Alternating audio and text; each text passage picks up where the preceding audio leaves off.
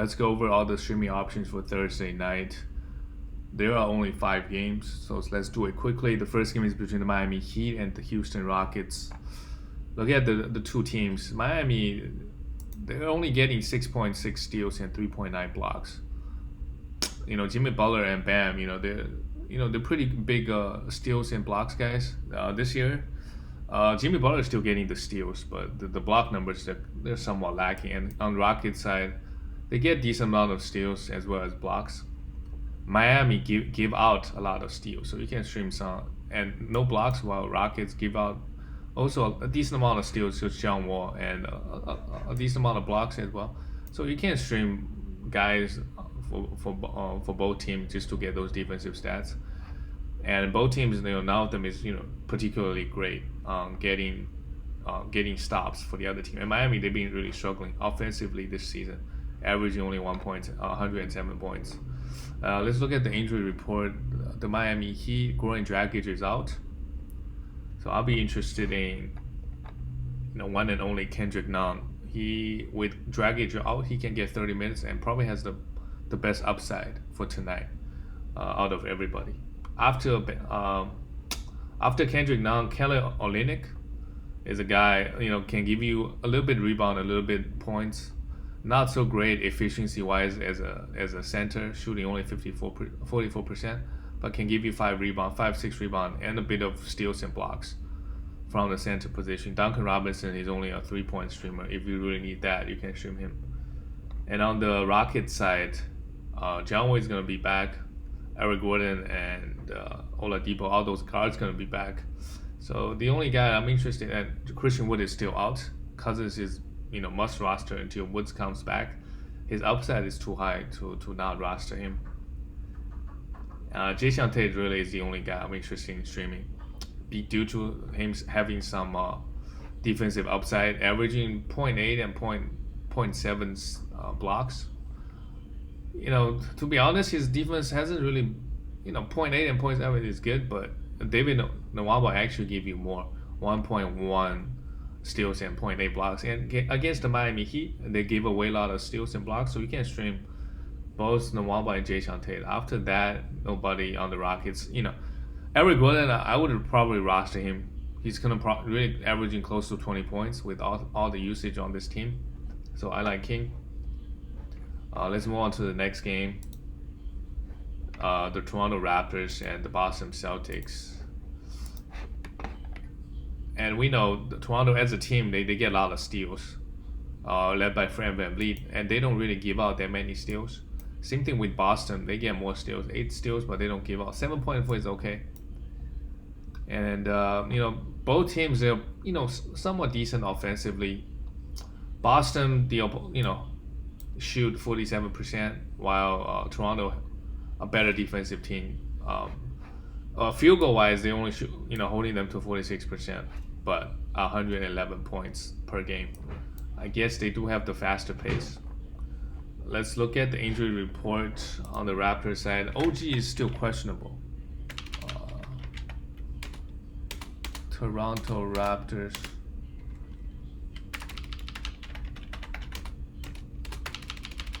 Just give me 1 second, trying to pull the injury report up. For them, yes, OG is still questionable coming in, so I expect if he does miss the game, what's his name? Norman Powell should continue. He has been on top. He has been playing so well at the moment. For the season, he's only shooting 46%, which that's where he should be, to be honest. But he's shooting over 50% pretty much every game, averaging 20 points.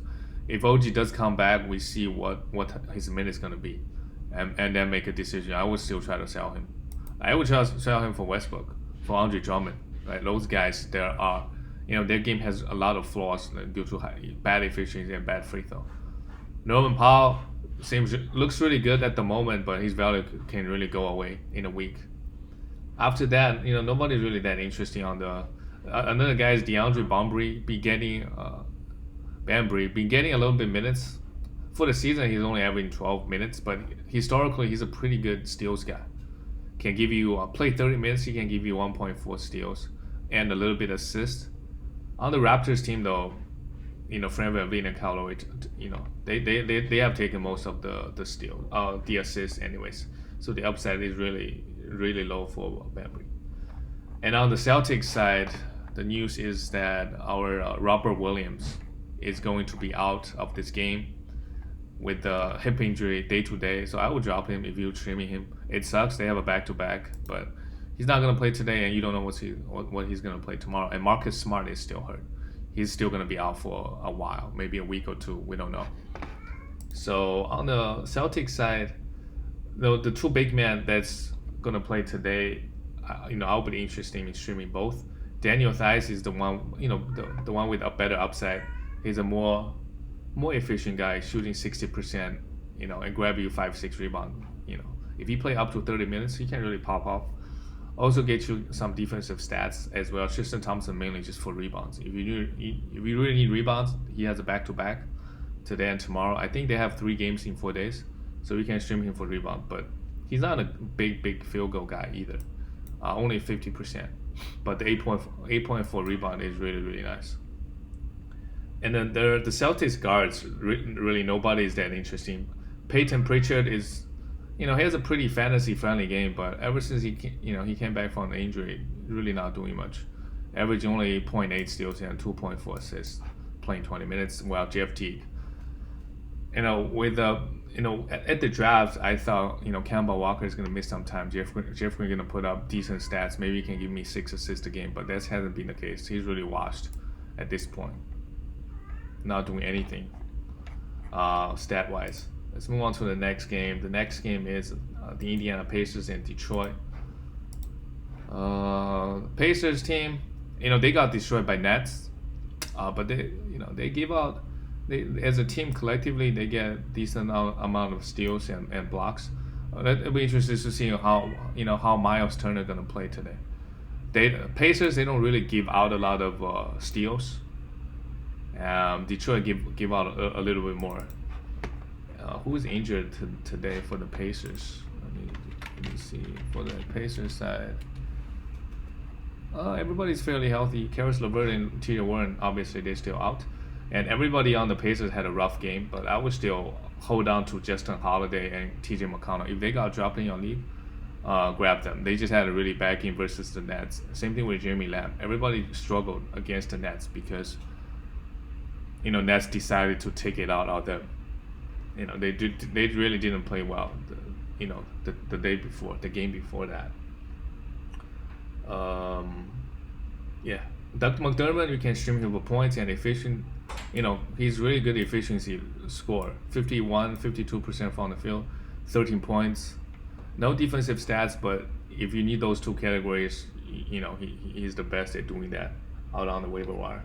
And on the Detroit side, with Derrick Rose gone, in my opinion, Josh Jackson is going to get a lot more wrong.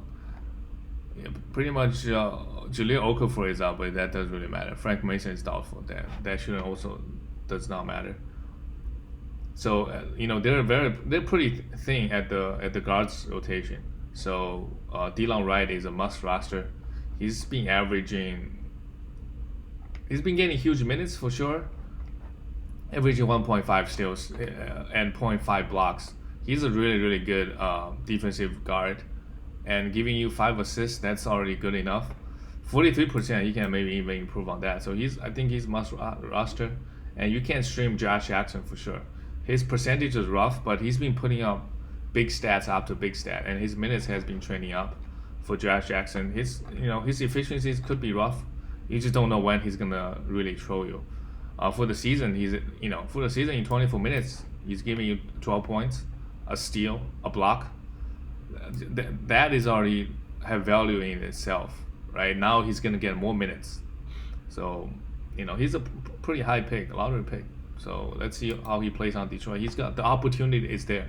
It's basically Jeremy Grant, and after that, Blake Griffin is washed at this point, right? Only attempting 11 field goals, so it's really a lot of usage up for grabs, and he does have after Blake Griffin, he has the 3rd highest usage on the team. So the opportunity is there. If Josh Jackson can continue doing this, I think he's a must roster for now because you're afraid of his efficiency, as you can see here. sub 70% and low 40s guy. But streaming up purposes, yes, you can stream Wayne Allenton for threes. Although lately he hasn't been getting much minutes and be shooting the ball pretty badly. Nobody is interested on the Detroit side. Let's look at the next game. The Orlando Magic and Golden State Warriors. Same thing with Magic. Everybody's pretty much injured, and both teams.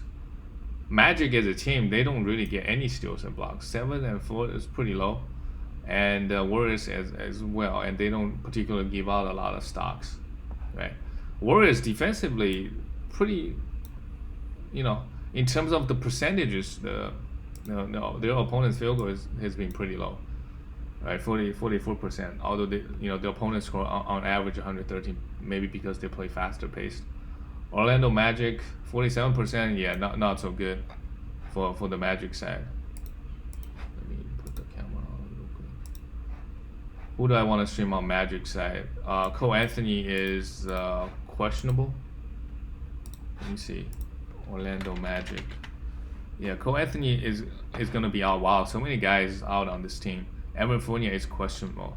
The guy with the most upside is if you want some points and threes, you could go to, and a little bit steals, you can go to Terrence Ross. He hasn't been playing well lately. Still averaged 14 points for the season, 28 points. There will be just a lot more opportunity opening up for him to fire away, to have more playing time. So you can stream him. You can also stream the third string point guard, Frank Mason.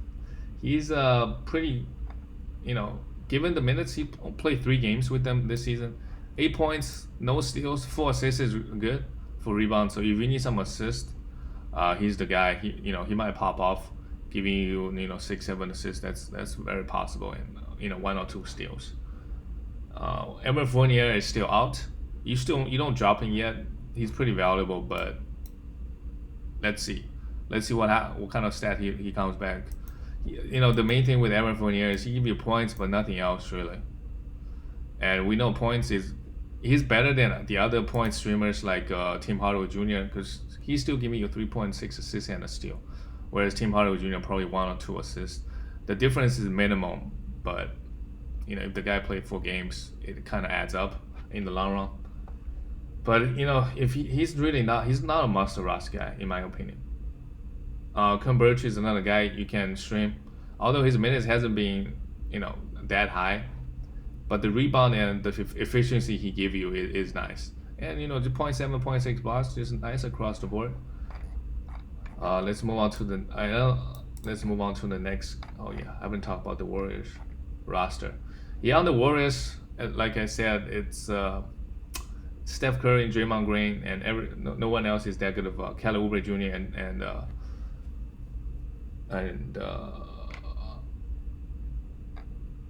Andrew Wiggins. After those 4 guys, nobody's really good in fantasy.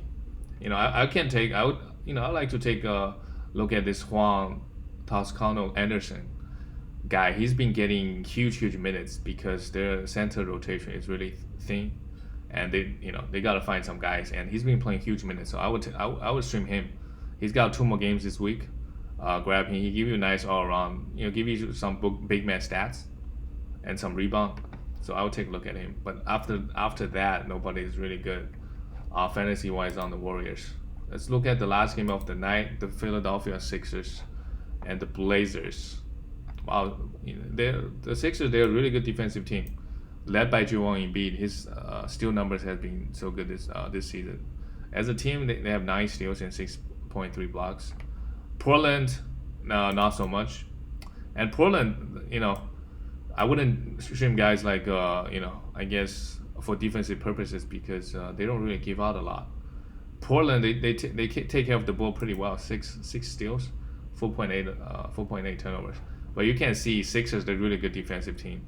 The opponent on average shooting 44%, scoring 110 points. On the Sixers side, I'm interested in Danny Green for some defensive stats, but Portland, they don't really give out all that much. Seth Curry, but they're pretty bad defensively. So Seth Curry is an option. I don't think he's a must roster guy. He's for the season. He's still shooting 50% and 50% from the three. Don't think that's gonna continue. With everybody healthy, Seth Curry is Danny Green probably, and Matisse Thybulle. You can stream Matisse Thybulle for his defensive stats in only 17 minutes. He's been getting 20 to 25 minutes. So if the man gets 25 minutes on average, he can get you 1.7, 1.8 steals and over a block. So that's really good in category leagues. So I would also take a look at him. And nothing, no Sixers are that good after that. On the Portland side, still with everybody out, we know that Carmelo Anthony and Gary Trent Jr. Those two guys are pretty consistent at getting high minutes. Gary Trent Jr. is pretty much a guarantee. Melo's minutes is still up and down, but they're both very bad field goal guys, and they don't really do anything much outside of the scoring. Melo actually can give you a little bit steals and blocks, actually good blocks, 0.9 blocks and 0.9 steals. That's good, but shooting 38%, he's probably going to do that again if he's streaming tonight. And Rodney Hood, just not enough minutes, so I'm not interested in him. Derrick Jones Jr. is another guy. If you want low turnover, somewhat good efficiency from the field, and good defensive stats, he can give you that. But he doesn't give you anything else. And the minutes, Coach Stotts like to play this guy high minutes, so you can stream him. But guys like Matisse Thybulle has way more upside. If you really want those defensive stats, I will go for Matisse Thybulle. Yeah, that's it for all the guys, and that's it for all the games. See you guys later.